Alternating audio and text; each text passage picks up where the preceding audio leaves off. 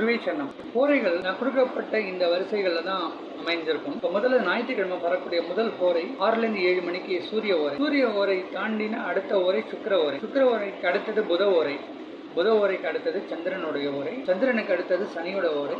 சனிக்கு அடுத்தது குருவோட ஓரை. குருவுக்கு அடுத்தது செவ்வாயோட ஓரை. மறுபடியும் செவ்வாயை தாண்டி வரக்கூடிய அடுத்த ஓரை சூரியனுடைய ஓரை. அது மறுபடியும் இதே ஆர்டர்ல தான் ரிப்பீட் ஆகும். இது எப்படி நம்ம புரிஞ்சுக்கிறது? இந்த சண்டேனா சூரியன், மண்டேனா சந்திரன், டியூஸ்டேனா செவ்வாய், வெனஸ்டேனா புதன், தர்ஸ்டேனா குரு, ஃப்ரைடேனா சுக்கிரன், சாட்டர்டேனா சனி. இந்த கிரகங்கள் தான் இந்த நாளுக்கு அதிபதினு தெரியும். இப்போ நம்ம எப்படி இந்த ஓரையை நம்ம புரிஞ்சுக்கிறது அப்படின்னு பார்த்தோம்னா, முதல்ல சண்டேக்கு சூரியன் எழுதிக்கோங்க. அதுக்கப்புறம் 4 நாளை தாண்டி 5வது நாள் என்ன வருதோ அதை பாருங்க. இப்போ வந்து Sunday, Monday, Tuesday, Wednesday, Thursday 4 நாள் விடுங்க. ஃப்ரைடே வரும். ஸோ ஃப்ரைடேக்கு சுக்கிரன். ஸோ 2வது சுக்கிரன் வரும். சுக்கிரனுக்கு அப்புறம் 4 நாள் விடுங்க. Saturday, Sunday, Monday, Tuesday. கரெக்டாக 5வது நாள் வந்து வெனஸ்டே, அது புதன். ஸோ 3வது வந்து புதன். புதனுக்கு அப்புறம் திருப்பி 4 நாள் விட்டுடுங்க. புதன்